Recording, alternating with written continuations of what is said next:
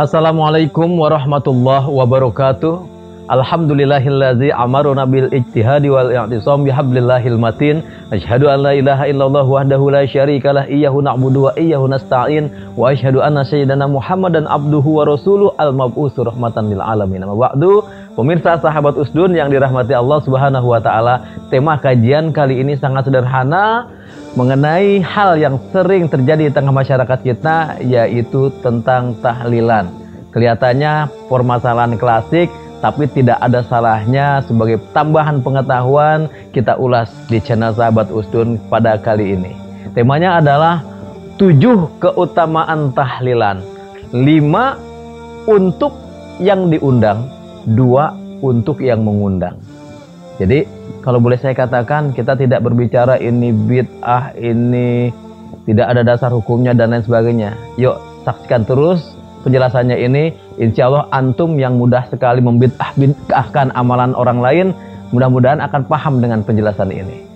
Jadi tahlilan ini adalah satu tradisi, adat yang memang diwariskan atau diajarkan oleh para ulama, guru-guru kita dahulu. Ketika adat tidak bertentangan dengan syariat, maka silakan boleh-boleh saja. Nah, kenapa saya bilang adat ini, tahlilan ini tidak bertentangan dengan syariat? Bahkan banyak sekali sunnah-sunnah di dalam kegiatan tahlilan ini yang memang banyak sekali dalilnya. Jadi sesuai dengan tema 7 keutamaan tahlil, 5 untuk yang diundang, 2 untuk yang mengundang. Yang pertama, apa saja? Ketika seorang di lingkungan kita meninggal dunia, maka sohibul musibah pun mengundang tetangga kiri kanan untuk bertakziah. Datanglah diantaranya mungkin kita untuk berkunjung bertakziah ke rumah sohibul musibah yang anggota keluarganya meninggal dunia. Maka dari situ saja kita sudah mendapatkan pahala takziah. Kedua, ketika berkumpul malamnya kita menghibur sohibul musibah ini yang sedang tertimpa kemalangan. Kita datang tetangga kiri kanan depan belakang ke rumah beliau, ke rumah ahli musibah ini, dan di situ kita mendapatkan satu keutamaan pahala lagi, apa? Pahala silaturahim. Luar biasa. Ini di era akhir zaman seperti ini, di era orang individualistinya sangat tinggi.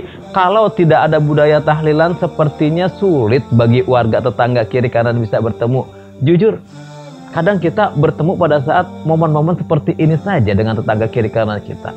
Nah, kita dapat keutamaan. Yang pertama itu adalah kita mendapatkan keutamaan pahala silaturahim.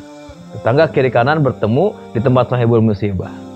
Bahkan keutamanya apa? Man ahabba ayutraku bihi fi rizki wa yunsa'alahu fi ajali fayasil rahimah. Sukakah engkau dipanjangkan umurnya, dimurahkan rezekinya oleh Allah, fayasil rahimah, maka sambunglah tali silaturahim. Dapatlah kita keutamaan tahlil yang pertama bagi yang diundang, pahala silaturahim. Sampailah kita di rumah sahibul musibah, duduk kita, apa yang pertama kali kita lakukan? Baca Yasin. Yasin itu apa? Salah satu surat di dalam Al-Quran. Berarti kita membaca Al-Quran. Perintahnya apa? Iqra'ul Quran fa innalahu ya'ti yaumal qiyamah syafi'an li ashabi. Baca Al-Quran, karena Al-Quran nanti di hari kiamat akan jadi penolong bagi orang-orang yang membacanya. Man qara'a harfun min kitabillah falahu hasanah. Siapa yang membaca satu huruf saja daripada Al-Quran, kitabullah, maka baginya satu kebaikan. Wal hasanah asyaru bi amsalihah. Satu kebaikan Allah lipat gandakan menjadi 10. Kita baca satu huruf 10 kebaikan. Surat Yasin 83 ayat, ada berapa huruf? Ribuan huruf mungkin. Dikali 10 kebaikan, berapa kebaikan yang kita dapat?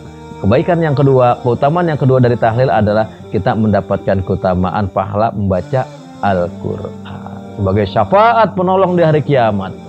Subhanallah. Yang ketiga, setelah baca Yasin, kita apa? Kita baca tahlil. Baca tahlil itu apa sih? Mengucapkan kalimat tauhid. La ilaha illallah, la ilaha illallah, la ilaha illallah. Kita diminta oleh Allah, ya ayyuhalladzina amanu dzkurullaha dzikran katsira. Wahai orang-orang yang beriman, berzikirlah kepada Allah dengan sebanyak-banyaknya zikir. Dan afdol zikri fa'lam annahu la ilaha illallah. Sebaik-baik zikir adalah la ilaha illallah. Bahkan dalam hadis lain dinyatakan, man kana akhiru kalamihi la ilaha illallah dakhalal jannah. Siapa orangnya yang ketika di akhir hayatnya mengucapkan kalimat la ilaha illallah, dakhalal jannah, akan masuk surga. Tapi apakah sesederhana itu ketika seseorang dalam sakratul maut dia mampu mengucapkan kalimat tauhid? Belum tentu dan tidak semudah itu. Walaupun di kiri kanan depan belakang ada 100 orang kiai yang mencoba mentalkinkannya, tetapi kalau si calon sekarat ini dia tidak sering-sering membasahi lisannya daripada bacaan la ilaha illallah, maka akan keluh lidahnya, maka akan kaku katanya untuk berucap kalimat ini. Jadi ketika tahlil ada kita membiasakan diri kita membasahi lisan kita dari kalimat-kalimat thayyibah la ilaha illallah. Itu yang ketiga. Kemudian yang keempat kita baca apa lagi? Subhanallah wa bihamdi subhanallahil azim. Kalimatani, ada 2 kalimat yang ringan di lidah tapi berat di mizan, di timbangan, dan Allah sukai. Enteng diucapkan di lisan, tetapi kalimat ini akan menjadi pemberat timbangan kebaikan kita di hari kiamat, di yaumil mizan nanti. Apa itu kalimatnya? Subhanallah wa bihamdi subhanallahil azim. Kalimat ini yang disebutkan pada saat pembacaan tahlil. Subhanallah, udah 4 kita dapat. Yang kelima, yang terakhir yang kita dapat dan dari tahlil adalah kita baca apa lagi?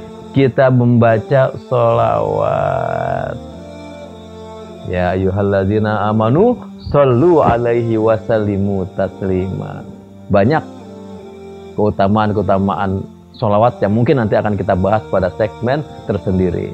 Yang pasti ketika kita banyak bersolawat kepada Nabi, ini adalah bukti cinta kita kepada Nabi. Kata Nabi, kalian nanti akan bersama dengan yang dicintainya. Kita cinta Nabi, kita sering bersolawat, mudah-mudahan kita akan bersama Rasulullah, dan kita akan mendapatkan syafaatul uzmanya di yaumil qiyamah. Amin ya rabbal alamin. Itu buat orang yang diundang. Buat orang yang mengundang gimana? Enggak jadi mudarat buat mereka. Bahwasanya ketika orang-orang tamu yang diundang itu datang, maka kewajiban bagi tuan rumah apa? Man kana yu'minu billah wal yaumil akhir falyukrim dhaifa. Siapa orangnya yang beriman kepada Allah dan hari akhir, hendaklah ia memuliakan tamu. Dia siapkan ini makanan-makanan yang tidak memberatkan. Sekali lagi, jangan sampai memberatkan orang yang terkena musibah. Jangan memaksakan sampai berhutang pinjam. Seadanya. Tetapi wajib bagi tuan rumah untuk memuliakan tamu. Ketika tamu datang, maka tuan rumah menyediakan makanan hidangan yang dinikmati oleh tamunya. Ini bernilai sedekah buat si tuan rumah. Mendapatkan pahala menghormati tamu, memuliakan tamu, mendapatkan pahala bersedekah luar biasa. Dan apa keutamaan menghormati tamu, memuliakan tamu ketika orang banyak berkunjung ke rumah kita sebagai tamu? Maka ketika tamu itu pulang, maka tamu ini akan membawa bala, penyakit, semua kejelekan-kejelekan, keburukan dari rumah ini akan dibawa pergi. Kan enak tuh. Dan yang terakhir, bahwasanya kalaulah orang-orang yang diundang tadi mendapatkan 5 kebaikan, pahala silaturahim, mendapatkan keutamaan la ilaha illallah, mendapatkan keutamaan subhanallah wa bihamdi, mendapatkan pahala baca Al-Quran, mendapatkan pahala solawat. Ini orang-orang yang diundang mendapatkan pahala itu, maka yang mengundangnya sebagai sabab dari terjadinya jamaah ini, dia akan mendapatkan seluruh pahala yang didapatkan oleh orang-orang yang berkunjung ke rumahnya. Dalilnya apa? Barang siapa yang menunjukkan satu kebaikan, kemudian kebaikan itu diikuti oleh orang-orang banyak, maka ia akan mendapatkan nilai pahala sebanyak orang yang mengikuti apa yang diajaknya tanpa mengurangi pahala orang-orang tadi. Nah, dia undang orang datang ke rumahnya, banyak kebaikan di situ, maka kalau 50 yang hadir, dia dapat 50 kali apa yang didapatkan. Subhanallah. Pemirsa yang dirahmati Allah, sekali lagi jangan sempit beragama, jangan saklek beragama. Insya Allah ketika kita buka hati kita buka pikiran kita, Allah akan berikan hidayah kepadanya.